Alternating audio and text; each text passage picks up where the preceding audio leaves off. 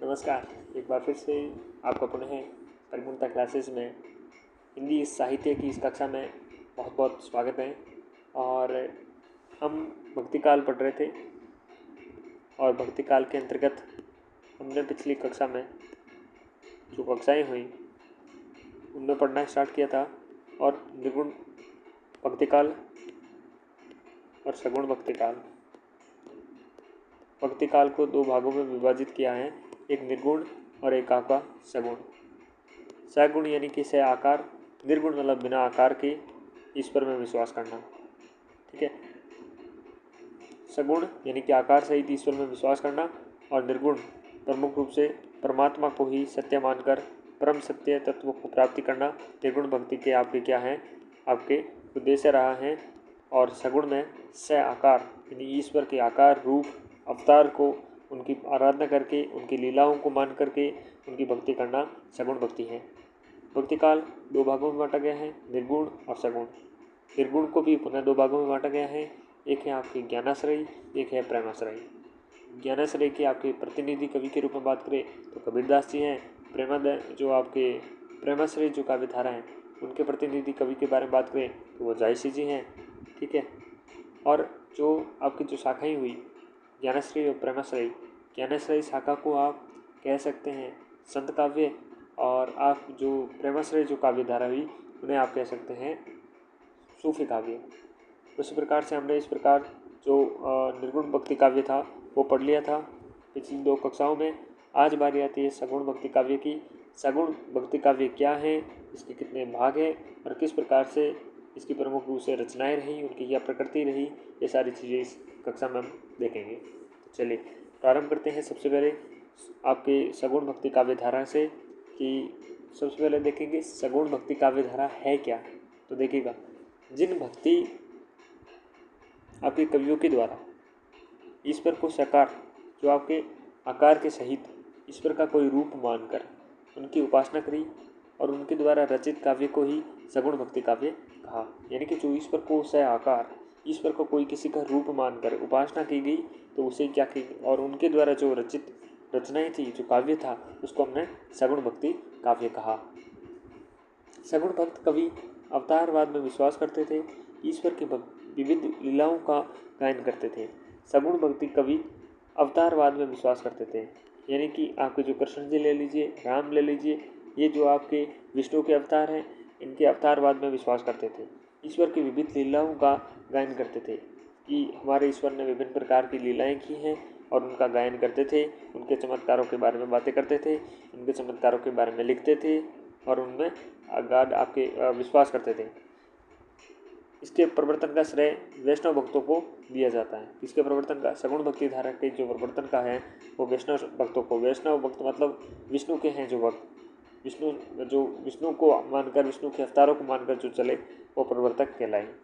सगुण भक्ति काव्य धारा के भेद देखें तो प्रमुख रूप से दो भागों में बांटा है। कौन कौन से? रामानुग भक्ति या कृष्ण भक्ति काव्य धारा, वेदी भक्ति या राम भक्ति काव्य धारा। राम भक्ति काव्य धारा जिन्होंने राम के आपके बारे में, राम की जो महत्ता है, उनके गुणों के बारे में सारी चीज़ें बात करते हैं। वहीं कृष्ण जी की लीलाओं के बारे में बात करने वाले कृष्ण भक्ति काव्य धारा में आएंगे। कृष्ण भक्ति काव्य धारा के अन्य नाम की बात करें तो रागानुगा भक्ति, और आपके राम भक्ति के बारे में तो कहें तो इनका नाम होगा वेदी भक्ति। क्या कहेगा? वेदी भक्ति। आगे बढ़ते हैं, प्रारंभ करते हैं सबसे पहले हमारी भक्ति काव्य धारा की, सगुण भक्ति काव्य धारा की एक प्रथम वेद की, जो है कृष्ण भक्ति काव्य धारा। कौन सा है? कृष्ण भक्ति काव्य धारा। देखिएगा क्या है कृष्ण भक्ति काव्य धारा। जिन सगुण भक्त कवियों के द्वारा भगवान विष्णु के अवतार के रूप में कृष्ण को अपना आराध्य मानकर उपासना की गई, उनके द्वारा रचित काव्य ही कृष्ण भक्ति काव्य कहलाया। जिन्होंने भगवान विष्णु के अवतार कृष्ण को अपने आराध्य मानकर उनकी उपासना करी, उनके द्वारा जो रचित काव्य हैं वो क्या कहलाया? कृष्ण भक्ति काव्य कहलाया। ठीक है। इसके काव्य धारा के प्रवर्तक की बात करें, जिस प्रकार से हमने प्रेमाश्रयी, ज्ञानाश्रयी जो शाखाएं थी निर्गुण की, उनके प्रवर्तकों की बात करी और उनके जो अग्रक जो कवि हुए उनके बारे में बात करी, तो यहाँ पर कवि इस काव्य धारा की बात करें कृष्ण भक्ति काव्य धारा की, तो वल्लभाचार्य ने प्रवर्तक माना जाते हैं। कौन? वल्लभाचार्य जी। कृष्ण भक्ति का सर्वप्रथम उल्लेख आपके आदि ग्रंथ ऋग्वेद में। कहाँ पर? ऋग्वेद में सबसे पहले कृष्ण शब्द आपको देखने को मिलता है। ऋग्वेद के प्रथम मंडल में कृष्ण शब्द का उल्लेख किया गया है। एक ऋग्वेद के 8वें व 10वें मंडल के कुछ सूक्तों के रचयिता कृष्ण ऋषि माने गए हैं। कौन माने गए हैं? कृष्ण ऋषि माने गए हैं। कौन से सूक्त? 8वें और 10वें मंडल के कुछ सूक्तों के। आपके आदि ग्रंथ ऋग्वेद में जो प्रथम मंडल है, क्या है? प्रथम मंडल है, वहाँ पर आपके कृष्ण शब्द देखने को मिलेगा। ध्यान देने वाली बात यह है कि ऋग्वेद में कुछ आपके कुल कितने मंडल हैं? कुल 10 मंडल है और 1028 आपके सूक्त हैं। कितने हैं? 1028 सूक्त हैं, 10 इसमें मंडल हैं। ऋग्वेद के जिस कृष्ण का उल्लेख प्राप्त होता है वह भगवत स्वरूप कृष्ण नहीं माना गया है। ठीक है ना? जो ऋग्वेद था उस ऋग्वेद में जिस कृष्ण का उल्लेख किया गया है वह भगवत आपके जो स्वरूप कृष्ण है वो नहीं माने चाहिए। भगवत स्वरूप कृष्ण का सर्वप्रथम उल्लेख कौशिकी ब्राह्मण एवं छांदोग्योपनिषद में प्राप्त मिलता है। कहाँ पर? कौशिकी ब्राह्मण और छांदोग्योपनिषद में आपके मिलता है। इन दोनों में ऋषि आंगिरस के शिष्य कृष्ण का वर्णन प्राप्त होता है। इसे ही वासुकी या देवकी के पुत्र कृष्ण के रूप में इन्हें ही स्वीकार किया गया है। ठीक है ना? इन दोनों जो ऋषि हैं, इन दोनों ऋषि में ऋषि आंगिरस के शिष्य कृष्ण है। कौन है? कृष्ण। इनका वर्णन प्राप्त होता है और इन्हें ही आपके वासुकी या देवकी के पुत्र हैं जो कृष्ण के रूप में स्वीकार किया गया है। लोकमान्य तिलक एवं डॉक्टर रामकृष्ण गोपाल भंडारकर जैसे विद्वान द्वारा भी वैदिक रचनाओं में वर्णित कृष्ण एवं गीता के उपदेष्टा महाभारतकालीन कृष्ण को अलग अलग माना है। जो आपकी वैदिक रचनाएं थी उसमें वर्णित जो कृष्ण जी हैं और गीता के उपदेष्टा आपके जो महाभारतकालीन जो कृष्ण हैं उनको क्या माना है? अलग अलग माना है। किनने?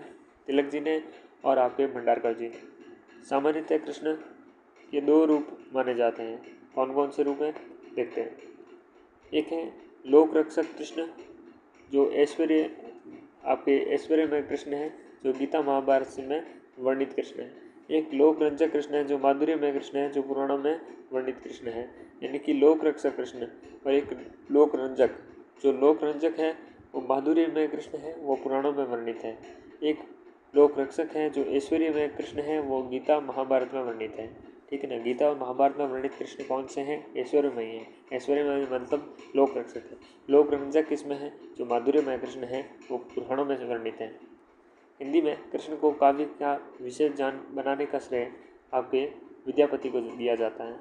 जो कृष्ण जी हैं इनको काव्य में विषय बनाने का सर्वप्रथम किसे दिया जाता है? विद्यापति को। किन्हें दिया जाता है? विद्यापति को। कृष्ण की प्रेयसी राधा का सर्वप्रथम उल्लेख गोपाल तापनी उपनिषद। कृष्ण की जो प्रेयसी है राधा, इसका सर्वप्रथम अगर उल्लेख देखने को मिलता है गोपाल तापनी उपनिषद, इसमें देखने को प्राप्त होता है। कृष्ण भक्ति काव्य का मुख्य उपजीव्य आधारभूत स्रोत भागवत पुराण को माना जाता है। कृष्ण भक्ति काव्य का मुख्य उपजीव्य आधारभूत स्रोत किसे माना जाता है? भागवत पुराण को माना जाता है। सहजिया संप्रदाय में कृष्ण को रस और राधा को रति के नाम से पुकारा गया है। कौन से सहजिया संप्रदाय में कृष्ण को रस है और राधा को क्या है? रति नाम से पुकारा है। कृष्ण भक्ति काव्य धारा की प्रमुख विशेषताओं के बारे में बात करें तो देखिएगा, कृष्ण ब्रह्म रूप में चित्रण हुआ है। कृष्ण का ब्रह्म रूप में यानी कि सर्वेश्वरवा के रूप में क्या है? कृष्ण का आपके चित्रण हुआ है। कृष्ण की लीलाओं और जो रासलीलाएँ हैं, बाल लीलाएँ हैं, उनका अधिक वर्णन देखने को मिलता है। जो बचपन में उन्होंने जो लीलाएँ की वो और रासलीला गोपियों के संग और उनके जो गृह वेदनाएँ वगैरह हैं वो सारी चीज़ें देखने को मिलती हैं। वात्सल्य और श्रृंगार रस की प्रधानता देखने को मिलती है। आपके श्रृंगार रस तो भरा पड़ा है और साथ ही में वात्सल्य रस जो प्रेम का रस है वो देखने को मिलता है। मुक्तक काव्यों का अधिक लेखन है। कहाँ है? क्या है? मुक्तक काव्यों का अधिक लेखन है। तो आपकी ये 4 विशेषताएं आपको याद होनी चाहिए। देखिएगा विशेष कथन देखिए, यदि प्रबंध काव्य का एक विस्तृत वनस्थली है, प्रबंध काव्य का है एक वनस्थली है, तो मुक्तक एक खिला हुआ गुलदस्ता है। ये किसने कहा था? शुक्ल जी ने कहा था। शुक्ल जी ने क्या कहा था कि अगर प्रबंध काव्य वनस्थली है तो एक मुक्तक काव्य क्या है? एक खिला हुआ गुलदस्ता है। ये शुक्ल जी ने कहा था। आगे और विशेषताएं देखें इस धारा की, तो ब्रज भाषा का आपके अधिक प्रयोग हुआ है। कौन सी भाषा? ब्रज भाषा। ब्रज क्षेत्र कृष्ण जी का क्षेत्र रहा है और वहाँ पर काव्य धारा की आपके ब्रज भाषा का प्रयोग हुआ है। गे पद परंपरा और गे गाने योग्य पद देखे जाने को मिलते हैं आपको।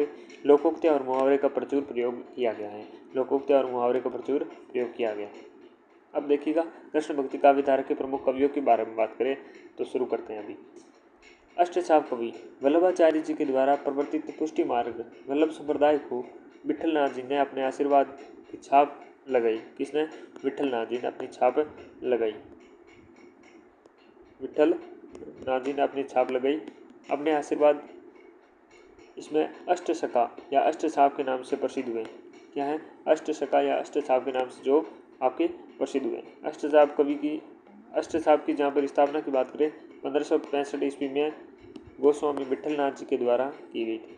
किसके द्वारा? गोस्वामी विठलनाथ जी के द्वारा, जो एक क्या थे? वल्लभ संप्रदाय के आपके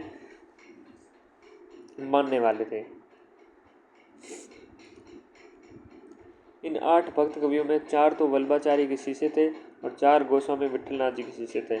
4 क्या थे? वल्लभाचार्य के शिष्य थे और 4 विठलनाथ जी के शिष्य थे। अब देखते कौन कौन से वल्लभाचार्य के थे और कौन कौन से विठलनाथ जी के थे। देखिएगा वल्लभाचार्य के जी के 4 शिष्य कौन कौन से थे? सूरदास, कुंभदास, कृष्णदास, परमानंद दास। सूर कुंभ कृष्ण परमानंद, सूर कुंभ कृष्ण परमानंद, सूर कुंभ कृष्ण परमानंद ये क्या है? वल्लभाचार्य के हैं। उनके शिष्य या उनके मानने वाले विठलनाथ जी के 4 शिष्य हुए। कौन कौन से? गोविंद स्वामी, चतुर्भरदास, नंददास, चित्त स्वामी।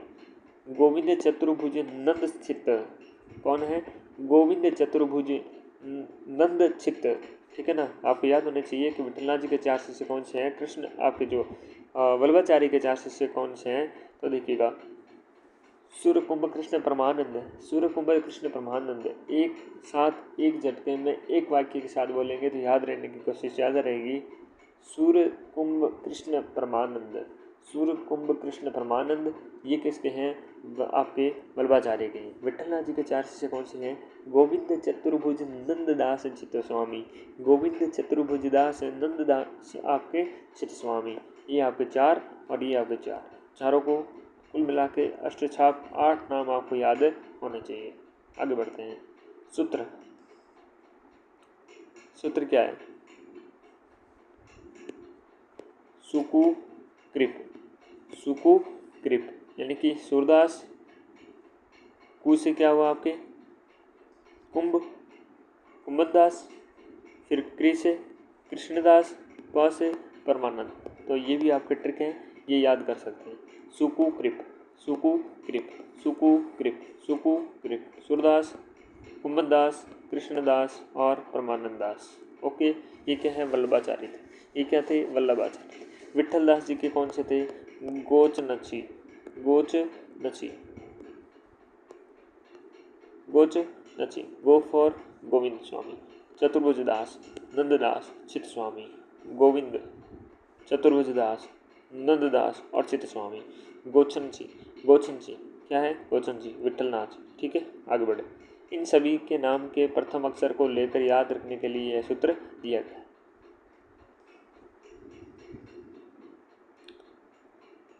अष्टछाप जो सेवा विधि है, अष्टयाम सेवा विधि क्या है? देखिएगा गोवर्धन में श्रीनाथ जी के प्रतिष्ठा स्थापना के बाद 8 सखा वहाँ सेवा के लिए सदैव तत्पर रहते थे।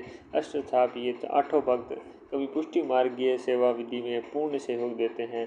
वल्लभ संप्रदाय में दिन के 8 पहरों की जाने वाली सेवा विधि को अष्टयाम सेवा विधि कहते हैं। वल्लभ संप्रदाय के दिन के 8 जो पहर थे उन 8 पहरों में जो की जाने वाली सेवा विधि थी उसको अष्टयाम सेवा विधि कहा गया है। सही क्रम के अनुसार देखें, सबसे पहले मंगलाचरण होता था, फिर श्रृंगार होता था, फिर ग्वाल, राजयोग, उत्थान, भोग, संध्या आरती और शयन। क्या है? सबसे पहले मंगलाचरण। मंगलाचरण। उसके बाद श्रृंगार, श्रृंगार के बाद में गवाल, गवाल के बाद में राजयोग, राजयोग के बाद में उत्थान, उत्थापन, क्या है उत्थापन, उत्थापन के बाद भोग, क्या है भोग, भोग के बाद में संध्या आरती, क्या है संध्या आरती, क्या है संध्या आरती, संध्या आरती कर ली, अब शयन, क्या है शयन। मंगलाचरण, कृष्णा जो श्रृंगार, गवाल और राजयोग, उत्थापन, भोग, संध्या आरती और शयन, हटा दो इसे। आगे नोट, गोवर्धन में श्रीनाथ जी मंदिर की प्रतिष्ठा स्थापना 1519 में, विक्रम संवत 1576 में वल्लभाचार्य जी के द्वारा करवाई गई। कहाँ पर? श्रीनाथ जी मंदिर के प्रतिष्ठा। इसका शिल्पी कौन था? पूर्णमल खत्री था। कौन था? पूर्णमल खत्री था। श्रीनाथ जी का मंदिर 1519। अब देखिएगा, प्रमुख अष्टचाप कवियों के बारे में हम बात करना प्रारंभ करते हैं। सगुण जो भक्ति के कृष्ण जो काव्यधारा है उसके अंतर्गत हम सबसे पहले सूरदास को पढ़ेंगे। बहुत ही महत्वपूर्ण है, सबसे इम्पोर्टेंट नाम अगर आता है तो वो है सूरदास जी। बड़े भक्तों की संख्या में आते हैं तो उनके अग्रिम नामों में सूरदास जी आते हैं। सूरदास जी के जन्म के बारे में बात करें तो 1478 ईस्वी देखने को मिलता है। उसमें 57 ऐड करोगे तो 1537 आपके विक्रम संवत आ जाएगा। तो हम याद करेंगे क्या? 1478। बोलो देखा 1478, बोलो देखा 1478। आगे बढ़े, जन्म स्थान की बात करेंगे। देखिएगा, नगेंद्र जी और गणपति चंद्र गुप्त एवं वार्ता साहित्य के अनुसार इनका जन्म दिल्ली के सिही नामक स्थान पर, सिही ग्राम में आपके एक सारस्वत ब्राह्मण परिवार में हुआ था। क्या हुआ था? सारस्वत ब्राह्मण परिवार में हुआ था, सिही ग्राम में हुआ था, दिल्ली के निकट है। कहाँ पर है? दिल्ली के निकट सिही ग्राम में आपके सारस्वत ब्राह्मण परिवार में हुआ। इनके अनुसार डॉक्टर नगेंद्र और गणपति चंद्र गुप्त के अनुसार, वार्ता साहित्य के अनुसार, इनके अनुसार क्या हुआ था? डॉक्टर नगेंद्र, गणपति चंद्र गुप्त और वार्ता साहित्य के अनुसार इनका जन्म दिल्ली के निकट सिही नामक ग्राम में सारस्वत ब्राह्मण परिवार में हुआ था। किसमें हुआ था? सारस्वत ब्राह्मण परिवार में हुआ था। बोलो दिखा किस किस के अनुसार? नगेंद्र जी के अनुसार, गुप्त जी के अनुसार और वार्ता साहित्य के अनुसार। आचार्य रामचंद्र शुक्ल, बाबू श्याम सुंदर दास, आचार्य हजारी प्रसाद द्विवेदी जी, इनके अनुसार और आधुनिक जो शोधों के अनुसार जन्म स्थान मथुरा के निकट कहाँ है? मथुरा के निकट आपके रुणकता नामक ग्राम में हुआ। अगर एग्जाम के पॉइंट ऑफ व्यू से देखें, दोनों विकल्प एक साथ होने पर क्या होगा? सिही जो आपका है सही उत्तर माना जाएगा। क्या माना जाएगा? सिही सही उत्तर माना जाएगा। मृत्यु काल के बारे में बात करें, मृत्यु हुई थी 1583। कब हुई थी? 1583। कहाँ हुई थी? पारसोली ग्राम में। कहाँ हुई थी? पारसोली गाँव में। गुरु का नाम क्या था? वल्लभाचार्य। कौन थे गुरु? वल्लभाचार्य। कौन थे? वल्लभाचार्य। गुरु में भेंट कहाँ हुई थी? दीक्षा ग्रहण 1509-10 में, 1509-10 में हुई थी, पारसोली नामक। यहीं पर इनकी मृत्यु हुई थी 1583 में। सिही ग्राम में इनका जन्म कब हुआ था? 1478 में। कब हुआ? 1478 में।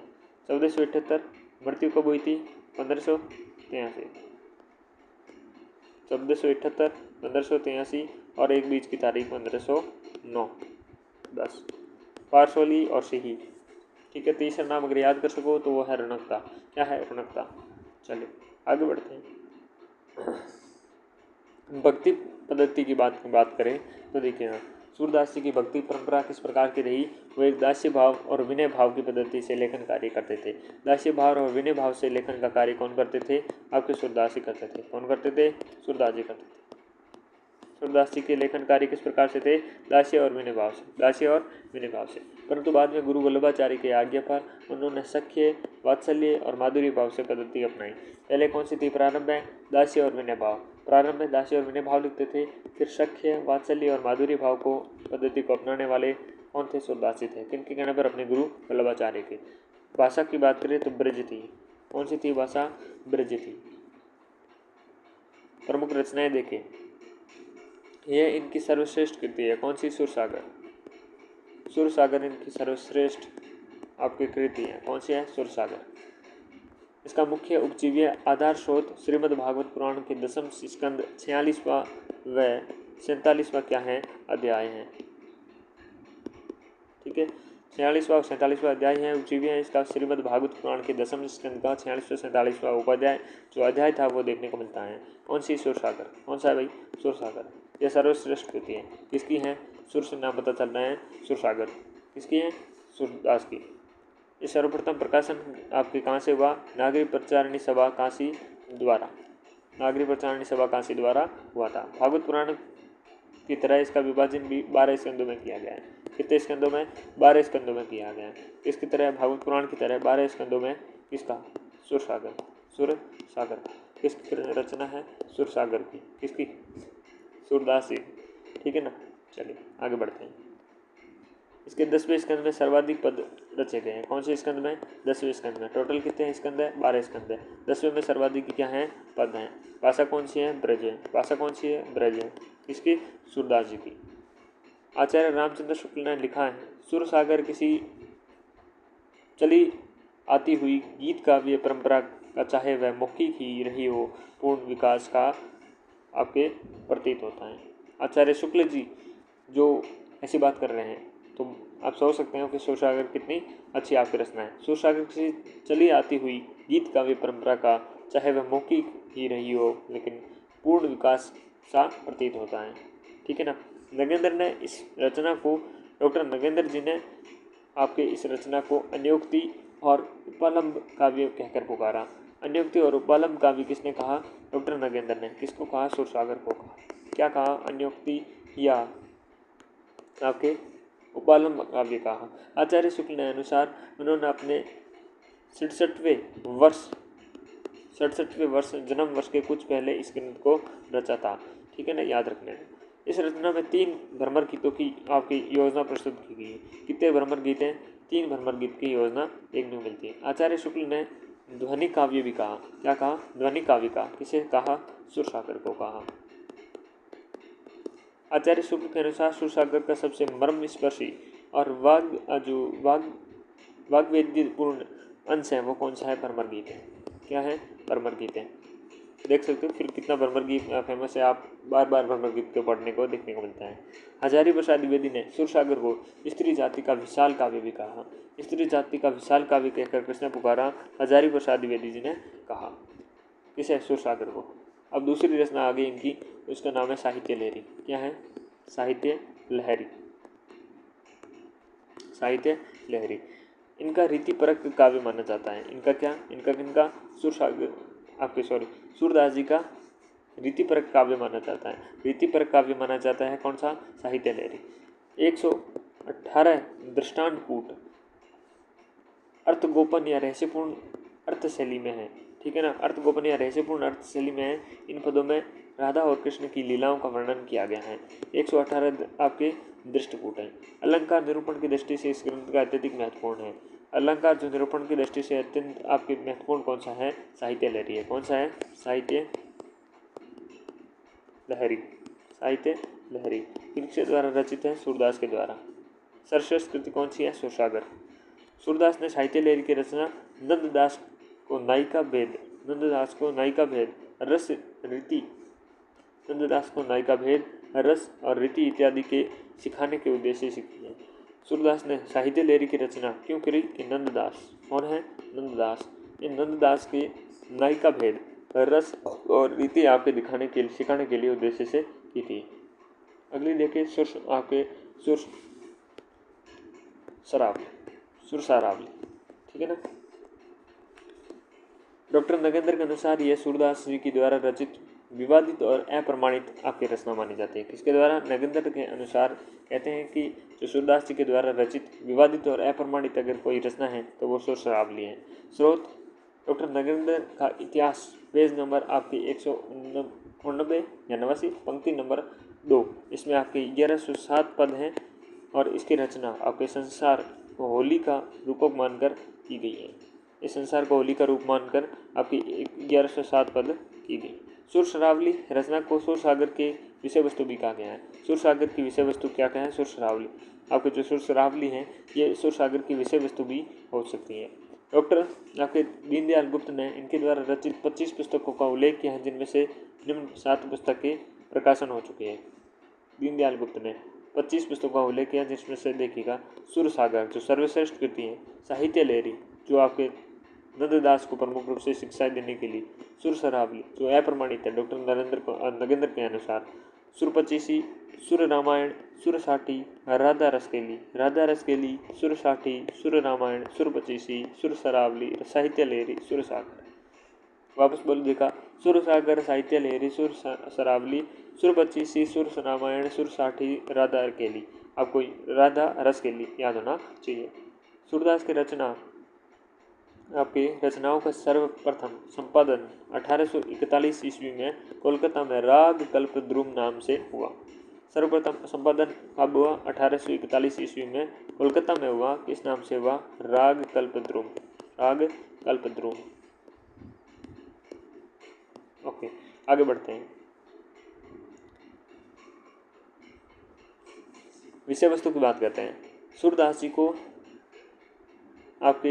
जी को खंजन ने भावाधिपति, वात्सल्य आपके रस का सम्राट, जीवनोत्सव का कवि, पुष्टि मार्ग का जहाज आदि नामों के विशेषणों से पुकारा जाता है। अगर आपसे प्रश्न पूछ ले, खंजन नयन, भावाधिपति, वात्सल्य रस सम्राट, आपके जीवनोत्सव का कवि, पुष्टि मार्ग का जहाज इसे कहा जाता है, तो ये सभी नाम आपके सूरदास जी को दिए गए हैं। आचार्य रामचंद्र शुक्ल ने वात्सल्य रस का सम्राट और जीवनोत्सव का कवि कहा है। इसने कहा आचार्य रामचंद्र शुक्ल जी ने वात्सल्य रस का सम्राट और जीवनोत्सव का आपके कवि कहा किन्हें? सुरसागर को। सुरसागर बासुमार रचना आ रही है सूरदास, इन्हें सूरदास जी को। चलिए, गोस्वामी विठल नाथ जी ने इनकी मृत्यु के समय इनको पुष्टि मार्ग का जहाज कहकर पुकारा। जो विठल नाथ जी थे, वल्लभाचार्य जी की आपके जो संप्रदाय थे उनमें से एक जो हुए विठल नाथ जी, जिन्होंने अष्टछाप कवि मंडली चलाई, उनके द्वारा जब इनकी मृत्यु हुई तो पुष्टि मार्ग का जहाज कहा किसे? सूरदास जी को। और इनकी मृत्यु पर उन्होंने लोगों को संबोधित करते हुए कहा, पुष्टि मार्ग का जहाज जाते हैं सो जाको कुछ ले न हो ऐसा ले। पुष्टि मार्ग का जहाज जाते हैं, पुष्टि मार्ग का जहाज जा रहा है, सो जाको कुछ लेना हो तो सो ले, जो कुछ भी लेना है तो ले लीजिए इनसे। हिंदी साहित्य के जगत में श्री आपके जो बर्मर गीत परंपरा का समावेश सूरदास द्वारा ही किया गया है। हिंदी साहित्य जगत में जो आपकी बर्मर गीत परंपरा है उसका समावेश सूरदास के द्वारा किया गया है। सुरोचिष्टम जगत सर्वम अर्थात रामचंद्र शुक्ल के अनुसार प्रवर्ती कवि सूरदास जी की आपके जूठन का ही प्रयोग करते हैं, क्योंकि साहित्य जगत में ऐसा कोई शब्द और विषय नहीं है जो उनके काव्य में प्रयुक्त नहीं हुआ है।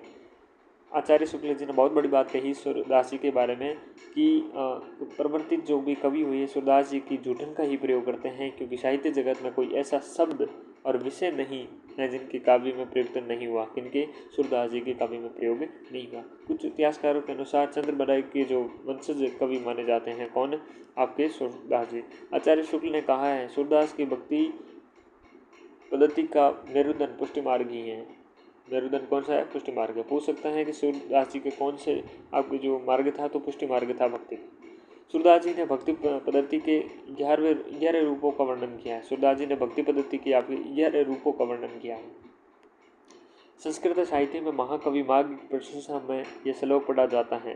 संस्कृत साहित्य में महाकवि माघ की प्रशंसा में यह श्लोक पढ़ा जाता है। उपमा कालिदासस्य भारवे अर्थ गौरम दंडिन पदलालित्यम मागे संति त्रियोगुणा। ठीक है ना। इस श्लोक के भाव ग्रहण में सुर की आपकी स्तुति भी किसी हिंदी कवि नहीं है, पद लिखा है। उत्तम पद कवि गंग के, कविता को बलवीर, केशव अर्थ गंभीर को, सुर 3 गुण तीर। हिंदी साहित्य के जगत अब ये आप सारी पंक्ति देखने को मिल सकती हैं, या फिर ये पंक्ति देखने को मिल सकती है किसके बारे में? तो सूरदास जी के बारे में। हिंदी साहित्य जगत में सूरदास जी सूर्य के समान, तुलसीदास चंद्रमा के समान, केशव दास सितारे के समान तथा अन्य सभी कवि आपके जुगनों खदियों के समान यहाँ वहाँ प्रकाश फैलाने वाले माने जाते हैं। सुर सुर तुलसी शशि उड़गन केशवदास और कवि खदियो तसम जह तहम करत प्रकाश। इस प्रकार की बातें कही गई हैं। सुर के भाव से आपके चित्रण में वात्सल्य भाव को सर्वश्रेष्ठ कहा जाता है। आचार्य शुक्ल ने लिखा है, सुर अपनी आंखों से वात्सल्य का कोना कोना छान आए हैं। आपके वात्सल्य का कोना कोना छान आए हैं, ये किसने कहा? सुरसागर ने, सूरदास जी के बारे में चंद्र शुक्ल ने कहा है। सूरदास जी कृष्ण भक्ति काव्यधारा के प्रतिनिधि कवि माने जाते हैं। पंडित राधा कृष्ण दास के अनुसार सूरदास भाट जाति के कवि माने गए हैं। कौन से जाति के? भाट जाति के कवि माने गए हैं। अबुल फजल के द्वारा रचित आईने अकबरी की रचना के अनुसार सूरदासी को सम्राट अकबर का दरबारी कवि भी माना गया है। अबुल फजल की एक रचना आईने अकबरी है, उसके अनुसार सूरदास क्या है? सम्राट अकबर के दरबारी कवि माने गए हैं। डॉक्टर नगेंद्र के अनुसार सूरदास जी ने आपके ब्रज भाषा को ग्रामीण जनपद से उठाकर इसे नगर और ग्राम के संधि का स्थल पर ला खड़ा कर दिया है। नगर और जो ग्राम का संधि स्थल होता है वहाँ पर लाकर खड़ा कर दिया है किसने? ब्रज भाषा को सूरदास जी ने। किसके अनुसार? डॉक्टर नगेंद्र के अनुसार। आचार्य शुक्ल के अनुसार सूरदास हिंदी साहित्य में नवीन प्रसंगों की आपकी उद्भावना प्रकट करने का सर्वप्रथम कवि माने गए हैं। आचार्य शुक्ल के अनुसार सूरदास हिंदी साहित्य में नवीन प्रसंगों की उद्भावना प्रकट करने वाले सर्वप्रथम कवि माने गए हैं। कौन? सूरदास जी।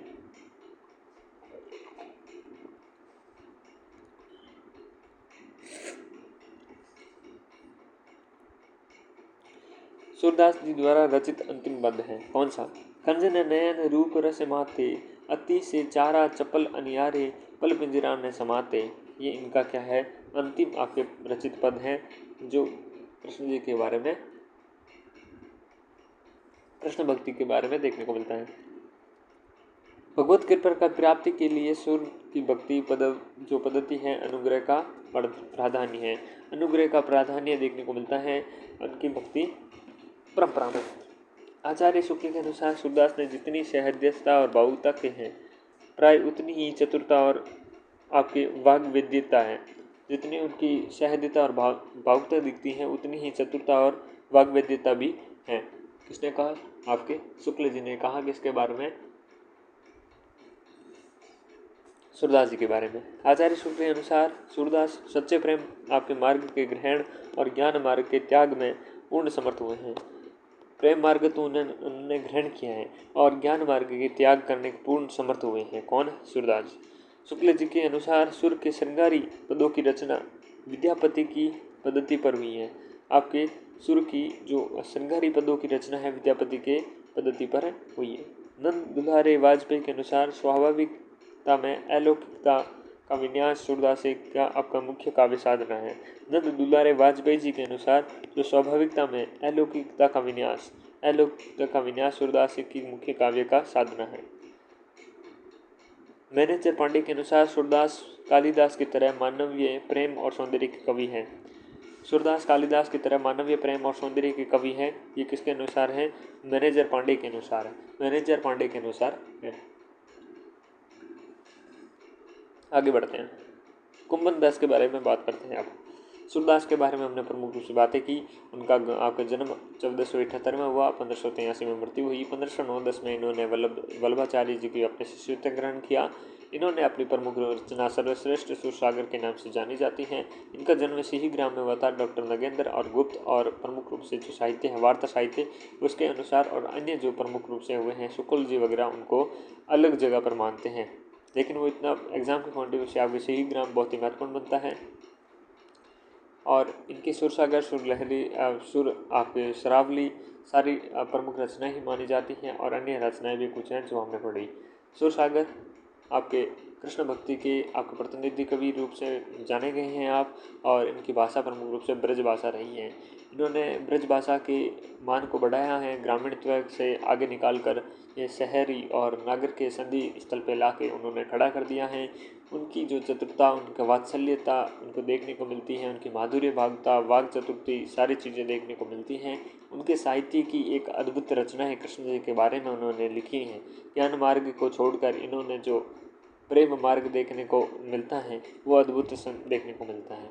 माना जाता है कि ये अकबर के प्रमुख रूप से आपके दरबारी कवि रहे होंगे और इनकी भक्ति को एक आपके प्रतीक के रूप में उनके जो इस प्रकार से आगे बढ़कर ये प्रतिनिधि कवि रूप में जाने गए हैं। शुक्ल जी कहते हैं इन्होंने किसी प्रकार का विषय और किसी प्रकार के शब्द पीछे नहीं छोड़े हैं और कई रचने कई चीज़ें इनके बारे में देखने को हमने मिली और हमने पढ़ा। आगे हम बात करते हैं कुंभन दास के बारे में। किसके बारे में? कुंभन दास के बारे में बात करते हैं। चलिए प्रारंभ करते हैं। जन्म काल के बारे में बात करें तो कुंभन दास का जन्म 1468 ईस्वी में हुआ और इनकी मृत्यु 1583 में, जो आपके लगभग सुरथासी के जैसे बैठते हैं। लेकिन जन्म इनका थोड़ा पहले हो गया था। उनका जन्म 1474 में हुआ था। इनका जन्म 1468 ईस्वी में देखने को मिलता है। जन्म स्थान की बात करें तो ग्राम आपके हैं जमुनावती। कहाँ है? जमुनावती, जो आपके गोवर्धन क्षेत्र मथुरा में है। गुरु का नाम क्या था? वल्लभाचार्य। हम पढ़ रहे हैं आपके वल्लभाचार्य के शिष्य, और वल्लभाचार्य के शिष्य आपके कुंभन दास। पहले सूरदास, अब कुंभन दास। गुरु दीक्षा 1400 आपके 92 ईस्वी में ली थी। प्रमुख रचनाएं, कोई स्वतंत्र रचना प्राप्त नहीं होती इनकी, और रचित पदों में निम्न आपके 2 संग्रह प्राप्त होते हैं। कौन से? कांकरोली विद्या प्रदान में पद संग्रह के नाम से संकलित, जिनमें 186 पद हैं आपके, ठीक है ना। कांकरोली विद्या प्रभाग में पद संग्रह के नाम से संकलित, जिसमें 186 पद हैं। नाथद्वारा पुस्तकालय में संकलित, जिसमें कुल आपके 367 आपके पद हैं, वो नाथद्वारा पुस्तकालय में संकलित हैं, वो मिलते हैं। विशेष तथ्य देखें, अष्टचाप कवियों में सबसे वरिष्ठ आपके कवि माने गए हैं। कौन से वरिष्ठ कवि? आपके कुंभन दास। कौन है? कुंभन दास, ठीक है, कुंभन दास जी हैं। आगे बढ़े, ये वल्लभाचार्य के अष्टचाप कवि शिष्यों के सर्वप्रथम शिष्य हैं, क्योंकि उन्होंने आपके लगभग 1492 ईस्वी में आपकी दीक्षा ले ली थी।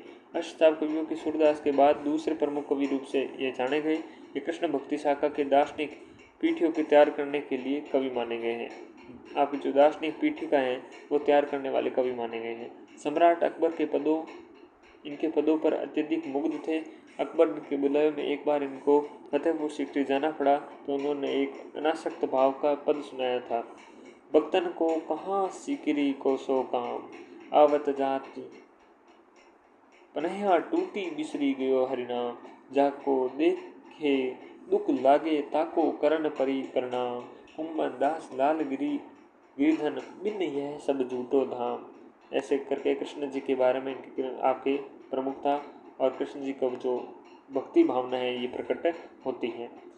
कहते हैं हम भक्तजन की कहाँ, जो भक्त हैं उनको कहाँ सीकरी में कुछ काम होगा। अवत है यहाँ करें, यहाँ टूटी बिसरी गयो हरि नाम, हरि का नाम टूटना है यहाँ से आने से, देखे दुख लागे ताको करण परिप्रणाम। और कुंभन दास लाल गिरिधन बिन यह सब हम अपने आप को कृष्ण जी के अलावा कुछ नहीं देखते, और कृष्ण जी के बिना ये धाम, ये पृथ्वी, ये लोग किसी काम का नहीं। अगला बात करते हैं हम कृष्णदास की। कुंभन दास जो आपके वरिष्ठ हैं और जिनका जन्म 1400 आपके 68 में और मृत्यु 1583 में होती है। 1400 लगभग 92 में इन्होंने अपने जो कौन से आपके वल्लभाचार्य जी हैं उनके शिष्यत्व ग्रहण आपके कर ली थी, दीक्षा ग्रहण कर ली थी, और आपके वरिष्ठ जो क्या हुए अष्टचाप कवि मंडली में हुए। आगे बात करें कृष्णदास जी की, तो कृष्णदास आपके जन्म काल की बात करें तो 1496 कृष्णदास का जन्म हुआ। वल्लभाचार्य इनके गुरु थे। 1578 में इनकी मृत्यु हुई। गांव इनका चिलोत्रा, अहमदाबाद गुजरात। दीक्षा इन्होंने कब ली थी? 1510 में। लगभग आपके सूरदास जी के समय पर ही इन्होंने गुरु की दीक्षा ली थी। किन्होंने? कृष्णदास जी ने।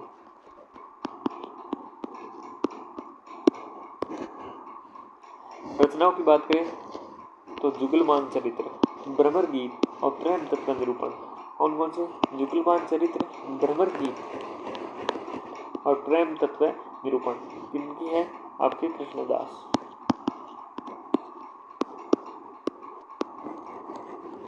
ठीक है। अष्टचाप कवियों में सबसे कुशाग्र बुद्धि माने जाते हैं। कुशाग्र बुद्धि वाले कौन से हैं? तो आपके कृष्णदास जी हैं। अगर आपके वरिष्ठ माने जाए तो वो कौन है? कुंभन दास। कुशाग्र बुद्धि होने के कारण वल्लभाचार्य जी द्वारा श्रीनाथ जी मंदिर के सेवा प्रबंधन का संपूर्ण दायित्व इन पर ही सौंपा गया था। श्रीनाथ जी मंदिर में सेवा प्रबंधन का संपूर्ण दायित्व किसके पास था? कृष्णदास जी के पास था। किसके पास था? कृष्णदास जी के पास था। किसने सौंपा था? वल्लभाचार्य ने सौंपा था। यह अष्टचाप जो संख्याओं अष्ट शाखाओं में अधिकार के नाम से प्रसिद्ध है, अधिकारी के नाम से प्रसिद्ध है। किंवदंती के अनुसार एक कुआं बनवाते समय उसी में गिर जाने से इनकी मृत्यु हो गई थी। एक कुआं बना रहे थे, उस कुएं में इनकी गिरने से मृत्यु हो गई थी। इनकी मातृभाषा गुजराती थी, परंतु उन्होंने अध्यात्मवास पूर्ण मेहनत करके ब्रज भाषा पर पूर्ण अधिकार प्राप्त किया और अपने पदों पर शुद्ध ब्रज भाषा का प्रयोग किया। यह अष्टचाप कवियों में शूद्र वर्ण के कवि माने जाते हैं। कुणबी जाति, कौन सी जाति? कुणबी जाति शूद्र वर्ण के थे। इनके द्वारा रचित यह पद द्रष्टव्य है। तरणी तनिया तट आवत हैं, प्रात समय कंदूक खेलत देखियो, आनंद को कंदवा नुपुर पद कुंती, पीताम्बर कटी बांध, लाल उपरना सिर मोरन को चांदा। ये इनकी प्रमुख आपके रचित एक पद देखने को मिलता है। अब बात करें परमानंद की, ठीक है। नंददास या परमानंद दास आपके जन्म काल है 1493 ईस्वी में, ठीक है, और मृत्यु होती है 1572 में। जन्म स्थान कनौज राज्य, कानीकुब्ज ब्राह्मण परिवार में हुआ था। कानीकुब्ज ब्राह्मण परिवार कनौज में हुआ 1493 में हुआ। मृत्यु 1572 में हुई परमानंद दास की। प्रमुख रचनाएं, कोई स्वतंत्र नाम रचनाएं नहीं मिलती हैं। रचित पदों में परमानंद सागर नाम से संकलित किया गया है, जो 835 पद होते हैं। 835 पद हैं जो परमानंद सागर आपके नाम से संकलित हैं। नोट, इनके अतिरिक्त इनके कुछ पद परमानंद के पद और वल्लभ संप्रदाय के कीर्तन पद संग्रह के नाम से भी संकलित है। कौन से? परमानंद के पद और वल्लभ संप्रदाय कीर्तन के पद संग्रह में भी संकलित है। क्योंकि परमानंद सागर, परमानंद दास के। सूरदास के बाद वात्सल्य रस का प्रयोग करने वाले दूसरे अष्टचाप कवि कौन से हैं? आपके परमानंद दास हैं। परमानंद, ठीक है ना, वात्सल्य रस का प्रयोग करने वाले दूसरे अष्टचाप कवि हैं। इनके अधिकांश बाल लीला विषयक हैं। जो अधिकांश पद हैं बाल लीला विषयक हैं। इन्होंने कृष्ण के माधुरी पक्ष की लीलाओं का वर्णन अधिक किया है। इनकी भक्ति आपकी माधुरी भाव की मानी जाती है। कौन से भाव की? माधुरी भाव की। इनके पदों में सुरसागर की भांति भागवत की कथा का वर्णन नहीं, अपितु इन्होंने कृष्ण के मथुरा गमन के भ्रमर गीत तक के प्रसंग का ही मुख्य वर्णन किया है। इनके पदों में सुरसागर की भांति भागवत की कथा का वर्णन नहीं है। इन्होंने बस कृष्ण के मथुरा गमन, जो मथुरा उन्होंने गमन किया है, उससे भ्रमर गीत तक के प्रसंगों का ही उल्लेख मिलता है। किनके? परमानंद के। इन्होंने अक्षय तृतीया, परशुराम और दीपमालिका, राम जन्म, नृसिंह, वामन आदि अवतारों के संबंधी पद भी रचनाएं की है। अक्षय तृतीया, दीपमालिका, राम जन्म, नृसिंह, वामन आदि के अवतारों के संबंधी पद रचना भी इन्होंने की, परमानंद ने करी। काव्य सौष्ठव की दृष्टि से सूरदास व नंददास के बाद तीसरे प्रमुख कवि आपके प्रमुख अष्टचाप कवि माने जाते हैं। काव्य सौष्ठव की दृष्टि से सूरदास और नंददास के बाद तीसरे प्रमुख कवि आपके कौन से माने गए हैं?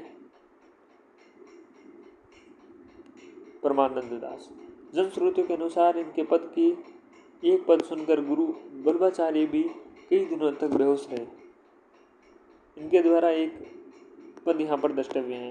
राधे जू हरावली टूटी, उरज कमल दल माल मरगजी, बाम कपोल अलक लट छूटी। ये इनके आपके द्रष्टव्य हैं, देखने को मिलता है। चलिए आगे बढ़े। आगे हैं बर उरे उरज करज बिच अंकित बहाऊ जुगल, बलिया बली फूटी, कंचू की चीर विविध रंग रंजित आपके रंजित, गिरधर अदर माधुरी छूटी, आलस बलित नैन अनियारे, अरुण उनिंदे रजनी खूंटी, परमानंद प्रभु सुरती समय, रस मदन नृपति के सेना छूटी। ये आपके परमानंद का प्रमुख पद देखने को मिलता है। अब बात करेंगे नंददास की। इसकी? नंददास की।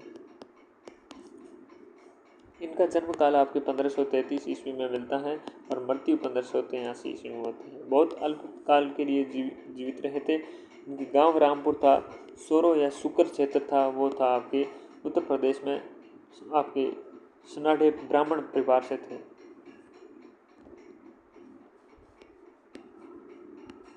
प्रमुख रचनाओं के बारे में बात करें तो अनेकार्थ मंजरी, मान मंजरी। अनेकार्थ मंजरी और मान मंजरी ये दोनों रचनाएं पर्याय कोश ग्रंथ हैं, पर्याय कोश ग्रंथ हैं। मान मंजरी ग्रंथ नंददास के भाषा विषय, प्रौढ़ ज्ञान और पांडित्य का द्योतक माना जाता है। क्या है? द्योतक माना जाता है, प्रौढ़ ज्ञान और पांडित्य का नंददास की भाषा मान मंजरी ग्रंथ। विरह मंजरी अगला ग्रंथ 12 मासा की शैली में रचित भावनात्मक काव्य माना जाता है। विरह मंजरी, विरह यानी कि देखिए भाव से भावनात्मक काव्य होगा, ये 12 मासा शैली में रचित है। रूप मंजरी इनका लघु आख्यानात्मक काव्य माना जाता है। इनकी एक प्रेयसी का नाम भी रूप मंजरी माना जाता है। रूप मंजरी इनका क्या है? लघु आख्यानात्मक काव्य माना जाता है और इनकी एक प्रेयसी का नाम भी रूप मंजरी माना गया है। रस मंजरी आचार्य भानुदूत द्वारा रचित रस मंजरी से प्रभावित रचना है।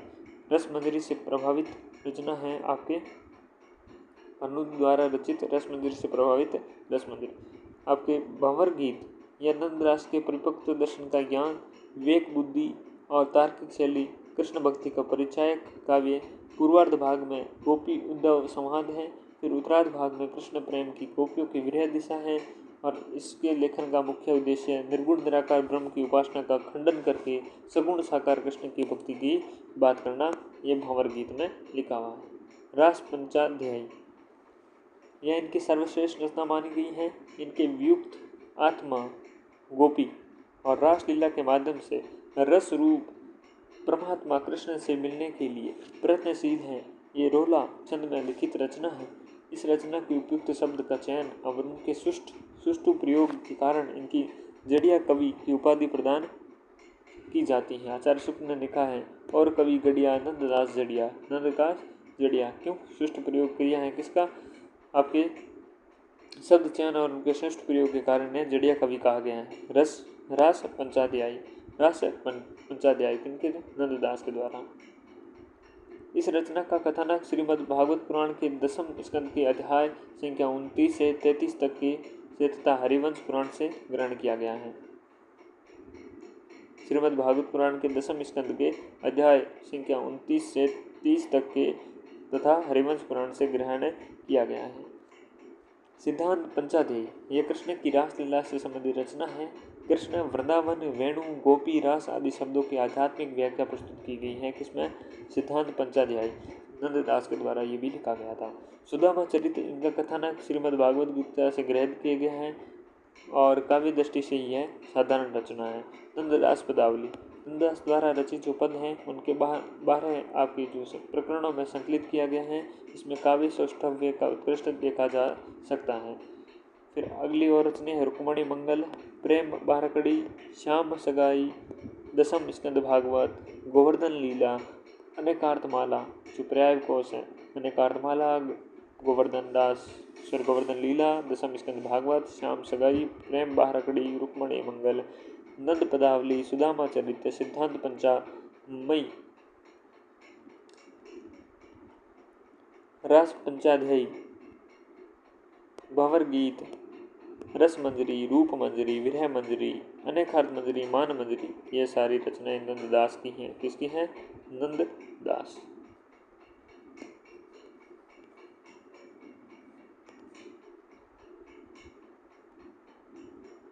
आचार्य शुक्ल जी के द्वारा रचित निम्न गद्य रचनाओं का भी उल्लेख मिलता है। हितोपदेश और नासिकेत पुराण भाषा। हितोपदेश और नासिकेत पुराण भाषा और विशेष तथ्य देखें। अष्टाव कवियों में सबसे कनिष्ठ यानी कि सबसे छोटे कवि मतलब एज के हिसाब से ये माने गए हैं। जनश्रुति के अनुसार गोस्वामी तुलसीदास के चचेरे भाई माने गए हैं और इनके पिता जीवन राम और तुलसी राम के पिता आत्माराम सगे भाई थे। आगे देखें, अगला है इन्होंने बचपन में तुलसीदास के साथ श्री नरसिंह पंडित से संस्कृत भाषा का ज्ञान प्राप्त किया था। नरसिंह पंडित रामानंदी संप्रदाय के रामोपासक थे। अतएव प्रारंभ में नंददास जी ने भी राम भक्ति को स्वीकार किया। ये किसी रूपवती खतरानी स्त्री पर आसक्त होकर उनके पीछे पीछे गोकुल चले गए थे और गोस्वामी विठलनाथ जी के सदुपदेश में इनका मोह भंग हो गया था। इनके विठलनाथ जी के सदुपदेश से और ये कृष्ण के अनन्य आपके भक्त बन गए थे। इतिहासकारों के अनुसार नंददास भंवर गीत के वर्णित गोपियाँ सूरदास की गोपियों से भी अधिक मधुर और वाचाल मानी जाती हैं। इतिहासकारों के अनुसार क्या है, नंददास की जो भंवर गीत है, भंवर गीत में वर्णित जो गोपियाँ सूरदास की गोपियों से भी अधिक मुखर और वाचाल भी मानी जाती है। इन्होंने अपने गांव रामपुर में श्यामसुर नामक एक तालाब भी बनवाया था। श्यामसर तालाब किसने बनवाया था? नंददास ने रामपुर में। इनके द्वारा रचित पद दृष्टव्य हैं। जो उनके गुण होय वेद क्यों नेति वखाने, निर्गुण सगुण आत्मा रुचि ऊपर सुख साणे। वेद पुराणनी खोजी कई पायो कथौ न एक, गुण ही के गुण होई तुम कहो आकाश ही टेक। ठीक है ना। फिर क्या है, ये आपके भंवर गीत से लिया गया है। ताहि चिन्ह उड़राज उदित रस रास सहायक, कुमकुम मंडित बदन प्रिया जनु नागरी नायक। कोमल किरण अरुण मानो वन व्यापी रहियो, मन सीज खेलियो फाग घूमड़ी दूरी रहियो गुलाल जो। अब बात करते हैं हम चतुर्दास की, चतुर्भुज दास की। नंददास के बाद अब हम बात करेंगे चतुर्भुज दास की। इनका जन्म 1530 में हुआ था। कब हुआ? 1530 में हुआ था। जन्म स्थान कौन सा था? ग्राम जमुनावती, गोवर्धन क्षेत्र, उत्तर प्रदेश। 1585 में इनकी क्या हुई थी? मृत्यु हुई थी। लगभग मृत्यु सभी का एक तरह का आपको देखने को मिल रहा है। ठीक है ना। प्रमुख रचनाएं हैं चतुर्भुज कीर्तन संग्रह और कीर्तन नावली। चतुर्भुज कीर्तन संग्रह और कीर्तन नावली किनके हैं? चतुर्भुज दास के हैं। बोलो देखो, चतुर्भुज कीर्तन संग्रह और कीर्तन नावली। और बोलो, दान लीला,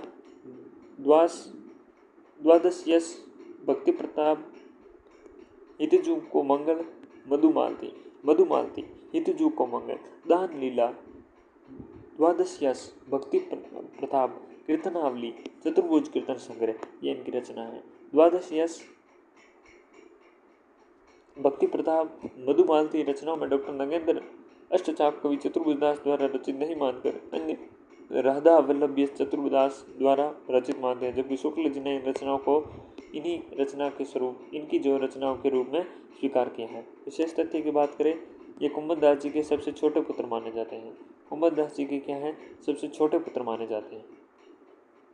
इन्होंने स्वयं गान विद्या को आपके शिक्षा देकर पुष्टि मार्ग की दीक्षा दिलाई थी। इन्होंने इन्हें स्वयं ने गान विद्या की आपकी शिक्षा देकर पुष्टि मार्ग की आपकी दीक्षा दिलाई थी। इनके द्वारा रचित आपके पद हैं जो दृष्टव्य हैं। जसोदा कहाँ कहो हो बात, तुम्हारे सूत के कर्तव्य मोह, पेह कहत कहे नहीं जात, भाजन फोरी ढारी सब गोरस, ले माखन ददी खात, जो बरजो तो आँखी दिखावे, रंजाऊ नहीं सकात। और अटपति कहे लो बरनो, चुवत पानी सौगात, दास चतुर्भुज गिरिधर, गुण हो कहित सकुचात। ये इनका मिलता है। ये हुए आपके चतुर्भुज दास। अब हम बात करते हैं गोविंद स्वामी की। इनकी गोविंद स्वामी की। इनका जन्म 1505 में हुआ और मृत्यु 1585 में हुई। आंध्री में इनका जन्म जिला भरतपुर राजस्थान में हुआ था। ये राजस्थान के थे। प्रमुख रचनाएं कुछ स्वतंत्र रचना नहीं मिलती। रचित जो इनके द्वारा पद हैं उनका एक संकलन गोविंद स्वामी पद आपके प्राप्त होता है, जिसमें 252 पद संकलित हैं। विशेष तथ्य देखें, अष्टचाप कवियों में सूरदास के बाद सबसे दूसरे बड़े संगीतज्ञ माने जाते हैं। दूसरे बड़े संगीतज्ञ कौन है? आपके गोविंद स्वामी जी हैं। 1535 में स्वामी विठलनाथ जी से विधिवत पुष्टि मार्ग की शिक्षा प्राप्त की। कब? 1535 ईस्वी में। संसार से वैरागी होकर अपने जन्म स्थान आंतरी को छोड़कर ब्रज मंडल के महावन क्षेत्र में आप बसे थे। छोड़कर कहाँ पर आप बसे थे? आपके ब्रज मंडल के महावन क्षेत्र में। गुरु दीक्षा के बाद ये महावन को छोड़कर गोवर्धन चले गए थे। गुरु दीक्षा जब हो गई थी तो महावन को छोड़कर गोवर्धन चले गए थे। यहाँ रहने लगे। वहाँ उन्होंने कुछ कदम के वृक्ष लगाए थे, जिसके कारण यह स्थान आपके गोविंद स्वामी की कदम खंडी के नाम से जाना गया। अकबर के दरबारी प्रसिद्ध गायक तानसेन में भी इनकी एक पद गायन की दीक्षा ग्रहण की थी। प्रसिद्ध गायक थे तानसेन ने भी इनकी पद गायन की शिक्षा ग्रहण की थी। इनके द्वारा रचित एक पद हैं वो दृष्टव्य हैं। प्रातः समय उठी जसुमती जननी गिरिधर सूत को उपटिन हवावती करी सिंगार बसन भूषण सजी फूलन रची रची पाग बनावती छूटे बंद बागे अति शोभित बीच बीच चो अर्घ जा लावती सूथन लाल खूंदना शोभित ताजू की छवि कुछ कहती न आवती विविध कुसुम की माला उर धरी श्रीकर मुरली बेंत घावती ले दर्पण देखे श्रीमुख को गोविंद प्रभु चरणी सिर नावती। ये राजस्थान से संबंधित एकमात्र अष्टछवी आपके छापी जो कवि हैं माने गए, तो इनका गोविंद स्वामी जी का नाम प्रमुख रहता है राजस्थान के दृष्टिकोण। एक है आपके अंतिम है इनमें जो चित्त स्वामी। कौन है? चित्त स्वामी। इनका जन्म आपके 1515, मृत्यु 1585। सबका लगभग 85 यही रहा है मृत्यु में। मथुरा उत्तर प्रदेश चतुर्वेदी ब्राह्मण परिवार में गुरु विठलनाथ जी से दीक्षा उपरांत ये पूंछली नामक स्थान पर रहने लगे थे। मथुरा में इनका जन्म हुआ था, पूंछली में फिर रहने लगे थे दीक्षा ग्रहण के बाद। प्रमुख रचना इनकी कोई स्वतंत्र रचना नहीं मिलती है। रचित पद्यों का संवंग्य आपकी पदावली में मिलता है। इसमें मिलता है पदावली में मिलता है चित्त स्वामी जी का। कुल 200 पद शामिल हैं। कितने हैं? 200 पद आपके शामिल हैं। ये राजा बिरबल के पुरोहित माने जाते हैं। राजा बिरबल के क्या है? पुरोहित माने गए। अपने यौवनावस्था में उद्दंड प्रकृति के होने के कारण लड़ाई झगड़े के बदनाम थे और मथुरा में उद्दंडी बदमाश सीतू चौबे के नाम से प्रसिद्ध थे। इन्होंने एक बार गोस्वामी विठलनाथ जी को एक खोटा रुपया और एक थोथा नारियल फेंट के देने की योजना बनाई थी, परंतु विठलनाथ जी ने अपनी दिव्य शक्ति से उनको शुद्ध व परिपूर्ण बना दिया था। इन्होंने क्या था? खोटा सिक्का और एक तो नारियल देने की सोची थी, लेकिन गुरु तो बुरा होता है, गुरु तो गुरु होता है। विठलनाथ जी ने इस चमत्कृत व्यक्तित्व से प्रभावित होकर उन्होंने पुष्टि मार्ग में दीक्षा ग्रहण की। इनके पदों में आपकी श्रृंगार के अतिरिक्त ब्रजभूमि के प्रति प्रेम व्यंजना भी आपके अच्छी पाई गई है। इनमें रचित कुछ आपके पद हैं जो दृष्टव्य हैं। हे विद्यनाथ तो सो अंचरा पसारी मांगो जन्म जन्म दियो यही ब्रज बसीबो बोर भय नवकुंज सदन में आवत लाल गोवर्धन हरी लटपट पाग मर्ग जी माला शिथिल अंग डगमग गति न्यारी बिन गुण माल विराजती उर पर नख चत दवेज चंद अनुहारी चित स्वामी जब चितही तो मन तब हो निरखी गई बलिहारी। यानी कि जो आपके ब्रज की जो ब्रज भूमि है उसके प्रति प्रेम और कृष्ण भक्ति का प्रेम देने को मिलता है। अब देखिएगा कृष्ण भक्ति काव्यधारा के अन्य कवि और उनकी रचनाओं के बारे में हम बात करेंगे। सबसे पहले देखिएगा कवि का नाम और रचनाएं। श्री भट्ट। कौन है? श्री भट्ट है। इनकी एक रचना है युगल शतक जो 1595 ईस्वी में लिखी गई। युगल शतक श्री भट्ट। किसके द्वारा? श्री भट्ट के द्वारा। श्री भट्ट के द्वारा युगल शतक। बोलो दिखा। श्री भट्ट युगल शतक। इस रचना में जुगल शत और आदिवानी के नाम से भी पुकारा जाता है। इस रचना को जुगल शत और आदिवानी के नाम से भी पुकारा जाता है। जुगल शत और आदिवानी के नाम से भी पुकारा जाता है। युगल शतक उसका नाम है। श्री भट्ट इनके रचनाकार हैं। कुल 100 पद लिखे गए हैं। प्रत्येक पद में एक दोहा भी जोड़ा गया है और इस रचना शैली को एक पद प्लस एक दोहा रचना शैली है। आगे बढ़े। अब बात करेंगे हरि व्यास देव। इनकी रचना महावाणी। हरि व्यास देव महावाणी। हरि व्यास देव रचना महावाणी। ठीक है। नाभादास द्वारा रचित भक्तमाल रचना है। नाभादास के द्वारा भक्तमाल रचना उनके अनुसार ये श्री भट्ट के शिष्य माने जाते हैं। श्री भट्ट के शिष्य जो अभी हमने नाम पढ़ा जिनकी युगल शतक रचना थी। अपने गुरु का अनुसरण करते हुए उनकी रचना एक पद व एक दोहा रचना शैली मानी गई है। ब्रज भाषा में रचित इन रचनाओं को निम्नानुसार 5 भागों में विभाजित किया गया है। सेवा सुख, उत्साह सुख, सूरत सुख, सहज सुख, सिद्धांत सुख। सेवा, उत्साह, सूरत, सहज, सिद्धांत सुख। ठीक है। निम्बार्क संप्रदाय द्वारा प्रकाशित हरि व्यास रसामृत रचना के अनुसार महावाणी रचना के रचनाकार रूप रसिक देव माने गए हैं। निम्बार्क संप्रदाय के द्वारा प्रकाशित हरि व्यास रसाकृत जो रसामृत रचना है इनके अनुसार महावाणी किसकी रचना है? रूप रसिक देव की मानी गई है। अगले हैं हरिराम व्यास। कौन है? हरिराम व्यास। इनकी रचना है व्यासवाणी, रागमाला, नवरत्न, स्वधर्म पद्धति। ये राधा वल्लभ संप्रदाय से संबंधित कवि माने गए हैं। राधा वल्लभ संप्रदाय से कवि कौन माने गए हैं? हरिराम व्यास माने गए हैं, जिनकी व्यासवाणी, रागमाला, नवरत्न और स्वधर्म पद्धति इनकी रचना मानी गई है। जो 1492 ईस्वी में हुए हरिराम व्यास, इनकी व्यासवाणी, रागमाला, नवरत्न, स्वधर्म पद्धति और ये राधा वल्लभ संप्रदाय से संबंधित कवि माने गए हैं। रागमाला इनकी संगीत शास्त्र से संबंधित कवि आपकी जो रचना है। और विशाख सखी, वैष्णव भक्तों में विशाख सखी का अवतार भी माना जाता है। अगले कौन है? रस खान। रस खान के द्वारा आपके जो इनका जन्म हुआ 1533 और मृत्यु 1638। सुजान रस खान, प्रेम वाटिका, दान लीला, अष्टयाम, ये इनकी रचना है। इनका मूल नाम था सैयद इब्राहिम। सैयद इब्राहिम थे, आगे जाकर कृष्ण भक्ति में लगे। सुजान रस खान, प्रेम वाटिका, दान लीला, अष्टयाम, ये इनकी क्या है? रचना है। सुजान रस खान, ठीक है, सैयद इब्राहिम इनका नाम था। ये जन्म मुसलमान कवि थे, परंतु इन्होंने अपना संपूर्ण जीवन कृष्ण भक्ति में समर्पित किया। किसने? रस खान ने। सर्वप्रथम गोस्वामी तुलसीदास जी ने, तदुपरांत भारतेंदु हरिश्चंद्र ने इनकी प्रशंसा करते हुए एक जगह लिखा है, इन मुसलमानन हरि जन्म पे कोटिन हिंदू वारिये। अब हम बात करेंगे मीरा जी के बारे में। मीरा जी की रचनाएं स्फुट पद, नरसिंह रामायणो, गीत गोविंद टीका, राग गोविंद। इनकी भक्ति पद्धति माधुरी और दैन्य भाव की मानी गई है।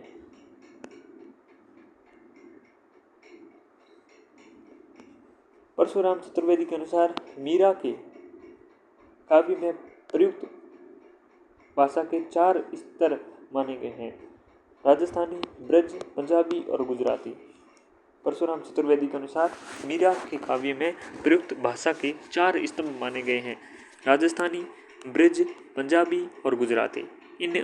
इन पर योगियों, संतों और वैष्णव भक्तों का सम्मिलित प्रभाव देखने को मिलता है। योगी, संत और वैष्णव भक्तों का सम्मिलित देखने को मिलता है। ये कृष्ण काव्य परंपरा में संप्रदाय की निरपेक्ष कवियत्री मानी गई है। संप्रदाय की क्या है? निरपेक्ष है। आपके माधवदास माथुरी श्री आपके माधुरी वाणी, कवि का नाम और रचना माधवदास माधुरी और माधुरी वाणी। इनकी रचना में 8 रचनाओं का संकलन मिलता है: केली माधुरी, वंशीवट माधुरी, वृंदावन माधुरी, उत्कंठा माधुरी, दान माधुरी, मान माधुरी, हेरी माधुरी, प्रिया जी की बधाई।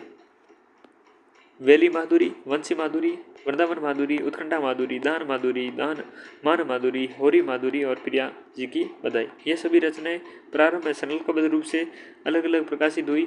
बाद में सभी रचनाओं को आपके श्री माधुरी वाणी नाम से एक जगह संकलित किया गया।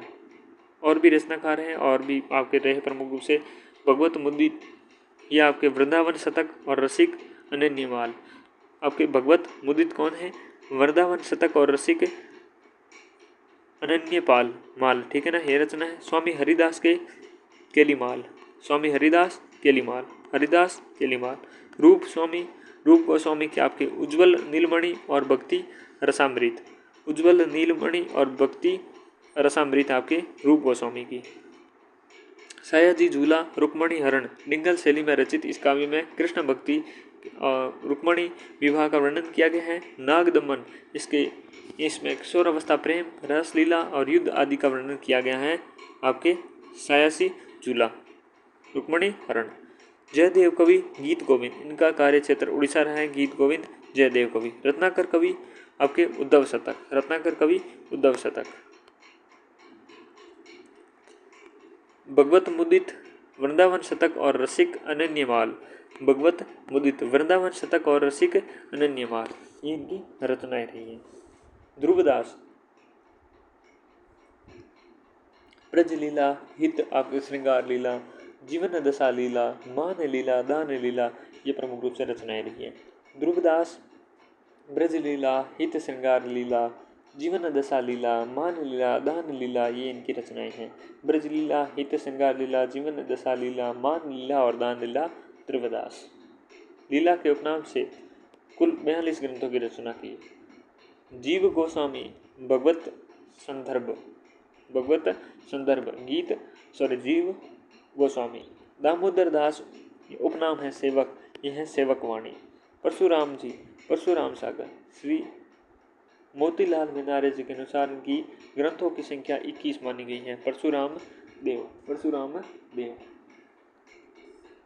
बिहारी दास की वाणी। बिहारी दास की वाणी किसके द्वारा? बिहारी दास के द्वारा बिहारी दास की वाणी लिखी गई। राम राय के द्वारा गीत गोविंद भाषा और आदिवाणी। गीत गोविंद भाषा और आदिवाणी राम राय के द्वारा। चंद्रगोपाल चंद्र 84 अष्टयाम सेवा सुधा गौरांग अष्टयाम ऋतु विहार राधा विरह, ये इनके चंद्रगोपाल के हैं। चंद्र 84 अष्टयाम सेवा सुधा गौरांग अष्टयाम ऋतु विहार और राधा विरह, ये चंद्रगोपाल की है। नरोत्तम दास सुदामा चरित्र। नरोत्तम दास का सुदामा चरित्र प्रसिद्ध पद। शीश बगाना जगा तन में प्रभु जाने को आही बसे कोही ग्रामा। धोती फटी सी लटी दुपट्टी अरूपाएं उपाने को नसी नहीं सामा। द्वारा खड़े द्विज दुर्बल एक रहियो चक्की सो बसुदा अभिराम माँ। पूछत दीनदयाल को धाम बतावत अपनो नाम सुदामा।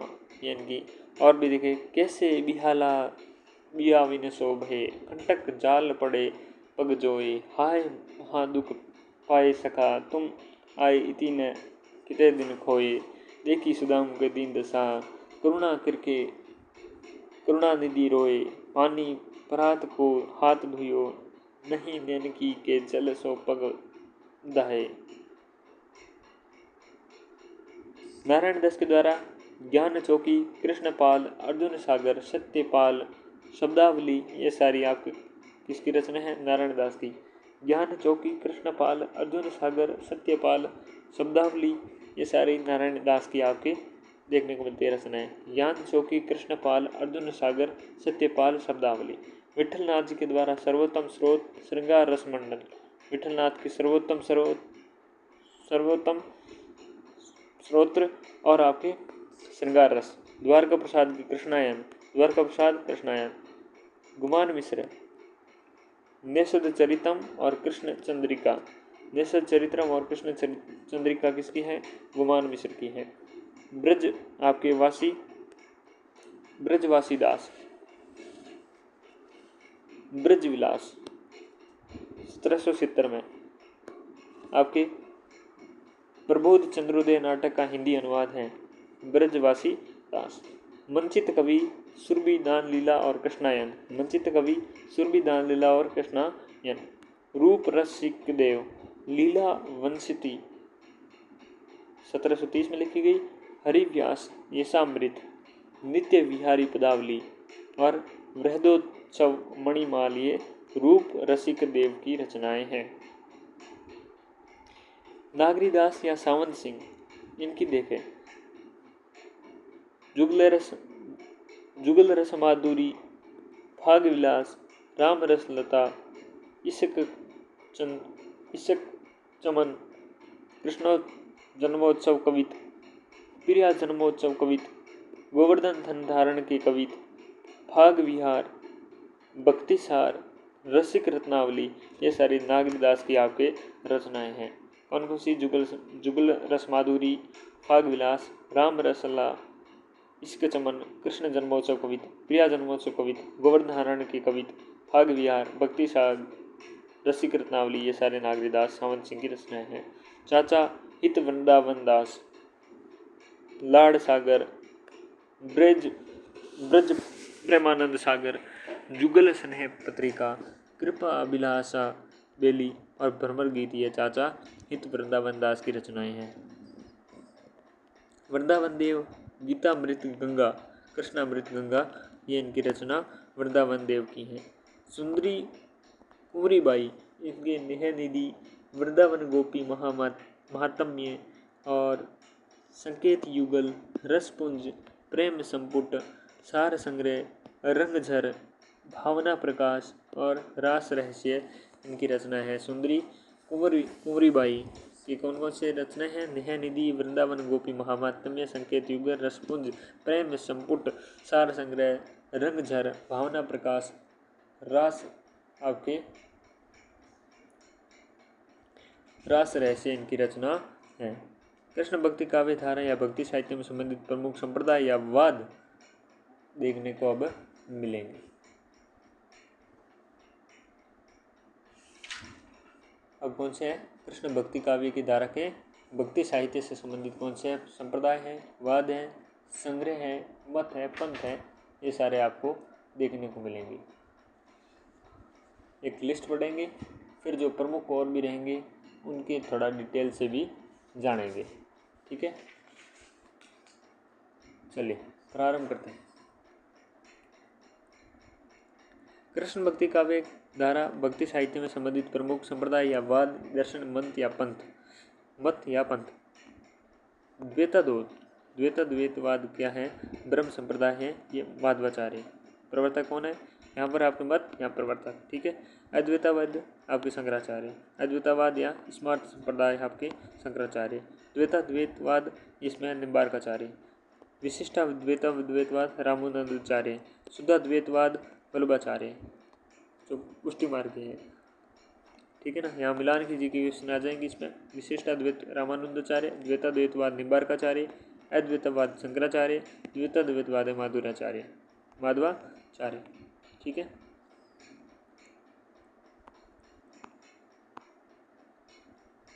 गौड़ी संप्रदाय या अचिंत्य आपके भेदवाद है, चैतन्य महाप्रभु। रुद्र संप्रदाय के विष्णु स्वामी, सखी हरिदास इसके स्वामी हरिदास, विष्णु संप्रदाय के जम्बेश्वर जी, रामावत संप्रदाय के रामानंद, सिख संप्रदाय के गुरु नानक।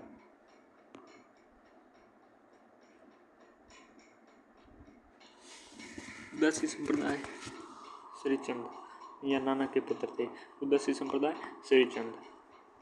सत्यनामी संप्रदाय संत जगजीवन, सत्यनामी संप्रदाय संत जगजीवन। राधा वल्लभ संप्रदाय स्वामी हित हरिवंश, राधा वल्लभ संप्रदाय स्वामी हित हरिवंश। निरंजनी संप्रदाय नाथ पंथ या संत मत के बीच खड़ी थी, हरिदास निरंजनी संप्रदाय हरिजन आपके हरिदास निरंजनी। सत्यपीर संप्रदाय आपके अलाउद्दीन हुसैन शाह। बालाजी संप्रदाय बालालाल। आपके पर ब्रह्म संप्रदाय दादूपंथी जो दादू दयाल। सांख्य संप्रदाय कपिल मुनि। योग दर्शन पतंजलि। न्याय दर्शन गौतम। वैशेषिक दर्शन कणाद। पूर्ण मीमांसा दर्शन जैमिनी। उत्तर मीमांसा दर्शन बादरायण। उत्तर मीमांसा वेदांत दर्शन कहते हैं उसे बदरायण। ओके, और चारवाक मीमांसा लोकायत या दर्शन के बृहस्पति संप्रदाय ये है चारवाक। शादवाद आपके जैन दर्शन में वासरवनाथ। क्षणिकवाद या संघातवाद या दुखवाद ये हैं गौतम बुद्ध। अशुकवाद संप्रदाय लकुलीस। बाबरी पंथ बाबरी साहिबा। लाली पंथ लालदास। प्रणामी संप्रदाय प्रणामनाथ। महानुभाव संप्रदाय चक्रधर। तपसी संप्रदाय किलयदास। तपसी शाखा के किलयदास। रसिक शाखा के अग्रदास या परशुराम जी। कौन सा है? रसिक के अग्रदास या परशुराम जी। महापुरुषिया की शाखा के शंकरदेव। रामदास जी शाखा के रामदासी संप्रदाय शाखा के रामदास। और तत्सुखी शाखा के जीवाराम। तत्सुखी शाखा के जीवाराम। स्वसुखी शाखा के आपके रामचरण दास। ये राम भक्ति परंपरा में श्रृंगारी भावना के प्रवर्तक हैं। कौन से? स्वसुखी शाखा।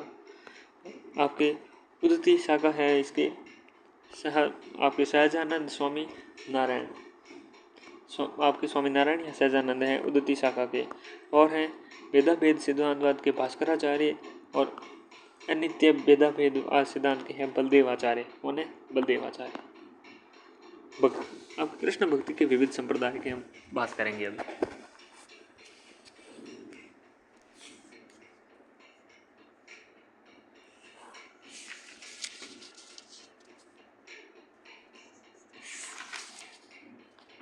चले सबसे पहले हम बात करते हैं वल्लभ संप्रदाय की।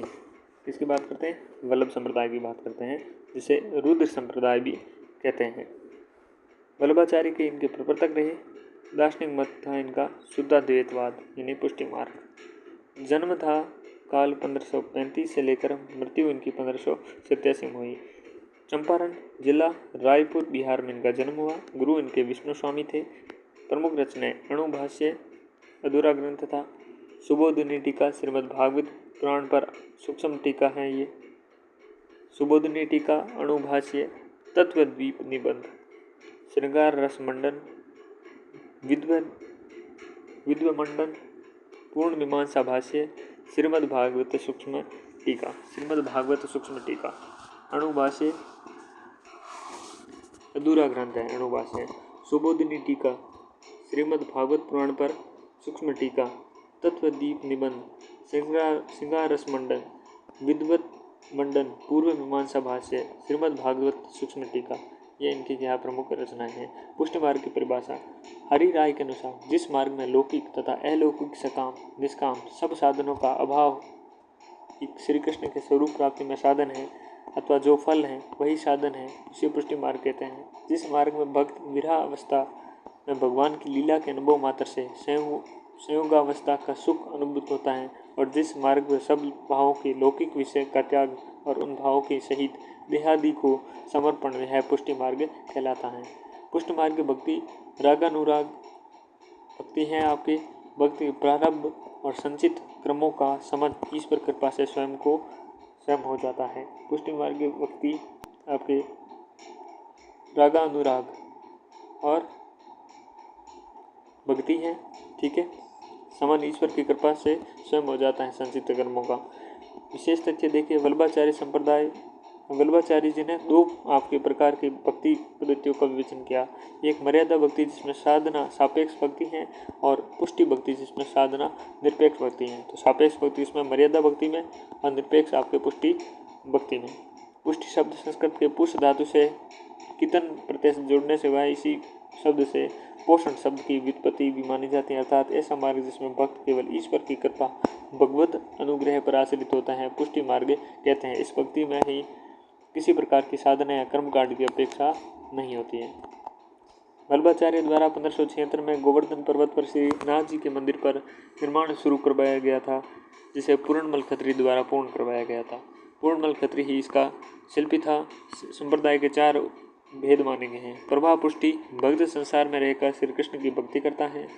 मर्यादा पुष्टि संसार के समस्त सुखों से अपना हाथ खींचकर श्री कृष्ण के गुणगान करता है। भक्त ग्रंथों में उल्लेखित सिद्धांतों के अनुसार मर्यादा पूर्वक आचरण करके कृष्ण को अपने पाने का प्रयास करते हैं। पुष्टि भक्त भागवत भगवान के प्रति प्रेम करने का भक्त को व्यसन सा हो जाता है। पुष्टि आपके जो भक्त हैं भगवान के प्रति प्रेम करने का भक्त को व्यसन सा हो जाता है।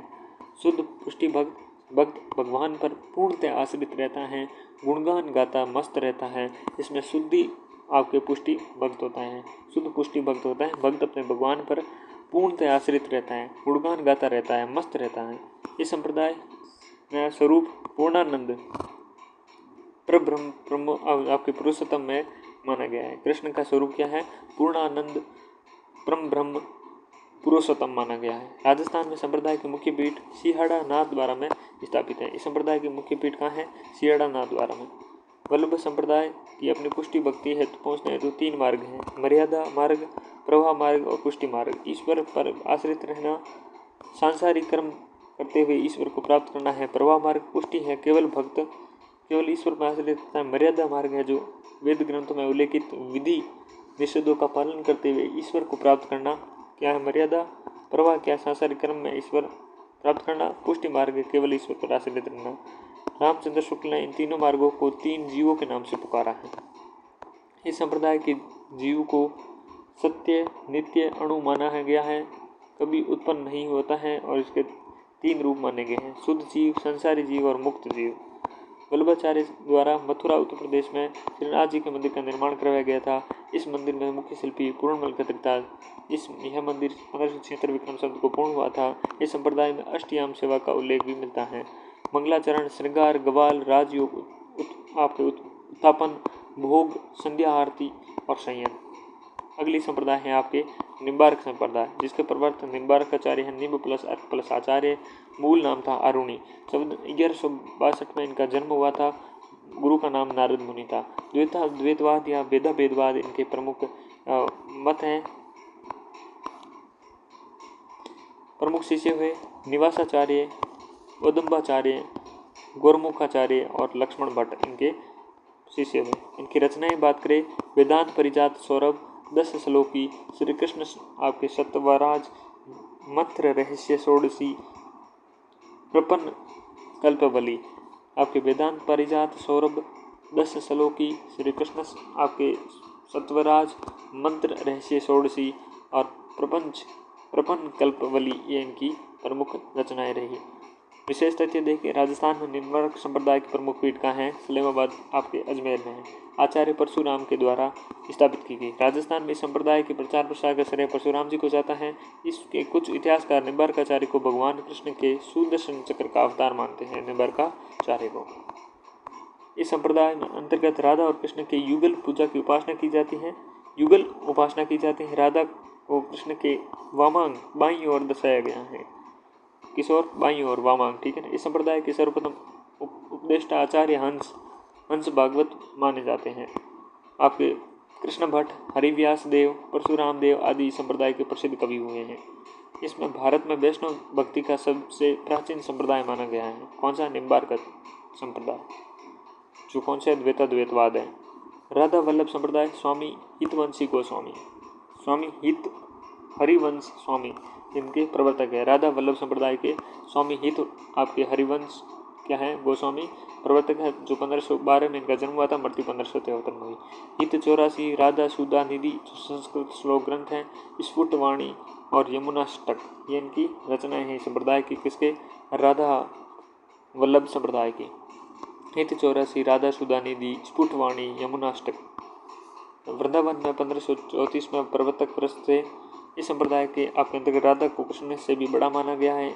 इस संप्रदाय के द्वारा मंदिरों में राधा और कृष्ण दोनों की मूर्तियां नहीं, अपितु मूर्ति स्थान के पासरों में स्वर्ण पत्र पर श्री राधा अंकित किया हुआ मिलता है। गद्दी सेवा भी कहा जाता है। आपके इस संप्रदाय में अंतर्गत प्रेम को तत्सुखी भाव से को स्थान दिया गया है। इस संप्रदाय में भक्त तिलक के बीच में एक काली बिंदी प्रयोग करते हैं, जिससे सीधी रेखाओं को कृष्ण और काली बिंदी को राधा का प्रतीक माना गया है। दामोदर व्यास, हरिराम व्यास, चतुर्भुजदास, ध्रुवदास, नेहा नागरीदास आदि संप्रदाय के प्रमुख कवि हुए। दामोदर दास, हरिदास आपके हरिराम व्यास, चतुर्भुजदास, ध्रुवदास, नेहा नागरीदास आदि संप्रदाय के प्रमुख कवि हुए। इस संप्रदाय की उपासना रस माना जाता है। उपासना का आधार क्या माना जाता है? रस माना जाता है। इनकी मधुर रचना शैली और भाषा के कारण भागवत आपके जो भगवान कृष्ण के वंशी अवतार माना गया है। मधुर आपके रचना शैली भाषा के कारण इनको भगवान कृष्ण के वंशी का अवतार माना गया है। प्रेम तत्व के हित हरिवंश जी ने सारस और चकवा चकवी प्रणय द्वारा स्पष्ट किया है। प्रेम तत्व को इन्होंने सारस और चकवा चकवी के प्रणय द्वारा स्पष्ट किया है। अष्टसाप कवि के आपके कवि हैं चतुर्भुजदास द्वारा रचित हितजू को मंगल रचना में स्वामी हित हरिवंश प्रशंसा भी लिखी हुई है। अगला अपना संप्रदाय है सखी संप्रदाय, हरिदासी संप्रदाय। हरिदासी संप्रदाय या सखी संप्रदाय स्वामी हरिदास के द्वारा इनके ग्रंथ हैं आपके सिद्धांत पद और केलीमाल और सिद्धांत पद आपके ग्रंथ प्रमुख देखने मिलते हैं सखी संप्रदाय के स्वामी हरिदास जी। और इनके देखिए बात करें, सिद्धांतों का आपकी परिचयात्मक ग्रंथ है निजमत सिद्धांत। संपादन करता आपके किशोरीदास हैं। निजमत सिद्धांत आपके इनके परिचय ग्रंथ है। स्वामी कृष्ण का जो स्वरूप है वो नित्य निकुंज बिहारी श्री कृष्ण, नित्य निकुंज बिहारी श्री कृष्ण ये इनका स्वरूप देखने को मिलता है। प्रमुख कवि स्वामी हरिराय, जगन्नाथ गोस्वामी, नागरीदास, श्री आपके ठल विपुल और बिहारी दास आपके प्रमुख कवि इसमें आपके देखने को मिलते हैं। इस संप्रदाय की आपके एक शाखा मानी जाती है, निम्बार्क संप्रदाय की एक शाखा मानी जाती है। ये क्या है? एक निम्बार्क संप्रदाय की एक शाखा है और मिश्र बंधु ने इन्हें इस संप्रदाय में निकुंज बिहारी श्री कृष्ण सर्वोपरि माने जाते हैं। इस संप्रदाय में निकुंज बिहारी श्री कृष्ण सर्वोपरि माने जाते हैं। स्वामी हरिदास को राधा के विशाखा सखी का अवतार भी माना जाता है। स्वामी हरिदास को राधा के विशाखा सखी का अवतार माना जाता है। इस संप्रदाय के नित्य बिहारी कृष्ण की निकुंज लीलाओं का गान होता है। अगली संप्रदाय है श्री संप्रदाय। श्री रामानंदाचार्य के द्वारा प्रवर्तक हैं। विशिष्टाद्वैतवाद की बात करते हैं। इस संप्रदाय मूलतः तत्वमसि सूत्र पर आधारित माना जाता है। इस शाब्दिक अर्थ होता है इसका तत्व मतलब उनका, त्वम मतलब तू, असि मतलब सेवक, उनका तू सेवक हैं। इस संप्रदाय के अंतर्गत जीव एवं ब्रह्म के मध्य शेष से ही संबंध माना गया है। इस संप्रदाय में जीव प्राणी को शेष अर्थात दास या सेवक माना गया है तथा ब्रह्म परमेश्वर को शेषी अर्थात स्वामी माना गया है। शेष कौन है? जीव या प्राणी को, और आपकी शेषी कौन है? परब्रह्म परमेश्वर स्वामी को माना गया है। रामेश्वरी काव्यधारा के प्रवर्तक रामेश्वरी आपकी काव्यधारा के प्रवर्तक कौन है? स्वामी रामानंद एवं प्रतिनिधि कवि तुलसीदास श्री संप्रदाय के अनुयायी माने गए हैं। कुछ समीक्षकों के अनुसार रंगनाथ मुनि रघुनाथाचार्य श्री संप्रदाय के आपके प्रवर्तक आचार्य माने गए हैं। रंगनाथ मुनि रघुनाथाचार्य श्री संप्रदाय के प्रवर्तक आचार्य माने गए हैं। ठीक है। इस संप्रदाय के कवि गुरु शिष्य परंपरा निम्न रही है। रंगनाथ मुनि, पुंडरीकाक्ष, राम मिश्र, यमुनाचार्य, रामानंदाचार्य। इस संप्रदाय में राम को आराध्य माना गया है। इस संप्रदाय में आदि सर्वप्रथम आचार्य आपके रंगनाथ मुनि को राम भक्ति परंपरा का प्रथम आचार्य माना गया है। इस संप्रदाय श्री संप्रदाय में प्रधान पीठ आपकी गद्दी तोताद्री में है। कहाँ पर है? तोताद्री में है। रामानंदाचार्य को शेष या लक्ष्मण का अवतार माना गया है। ठीक है, ये आपकी श्री संप्रदाय हुई। अब हम बात करते हैं आज की हमारी अंतिम संप्रदाय चैतन्य संप्रदाय। चैतन्य महाप्रभु के द्वारा स्तुति काल 1486 के देखने को मिलता है। नवद्वीप आपके बंगाल में जन्म स्थान हुआ था। बचपन का नाम निमाई या विश्वम्भर या गौरांग था। दार्शनिक सिद्धांत है आपके अचिंत्य भेदाभेद इनका इसका आपके चैतन्य संप्रदाय का। इसके प्रमुख ग्रंथ की बात करें तो इनके प्रमुख ग्रंथ है गोविंद भाष्य। संपादन करता है बलदेव विद्याभूषण। प्रमुख कवि हैं सूरदास, माधवदास, भागवत दास, राम राय, मदन मोहन, आपके गदाधर भट्ट, भगवत मुदित, चंद्र गोपाल, इनके यह प्रमुख कवि हैं। दीक्षा गुरु हैं केशव भारती। इनके नाम बदलकर कृष्ण चैतन्य रखा था। विशेष बात करें, इन्होंने ईश्वर, जीव, प्रकृति, काल और कर्म ये 5 तत्व स्थिर करते हुए ईश्वर को विभु, चैतन्य, सर्वज्ञ, स्वतंत्र, मुक्तिदाता और विज्ञान रूप कहा है। ये आपकी किसकी बात होगी? चैतन्य संप्रदाय की। ये हुई अपने संप्रदायों की बात। ये हुई अपने जो भक्ति काल पढ़ रहे थे उसमें सगुण काव्यधारा पढ़ रहे थे। सगुण काव्यधारा के हमने जो कृष्ण शाखा थी, कृष्ण की काव्य भक्ति धारा, उसके बारे में पढ़ा। अगली कक्षा में हम राम भक्ति काव्यधारा के बारे में पढ़ेंगे और इस प्रकार से हम भक्ति काव्यधारा को पूर्ण कर लेंगे। इस कक्षा में बस इतना ही। मिलते हैं बहुत जल्द अगली कक्षा में।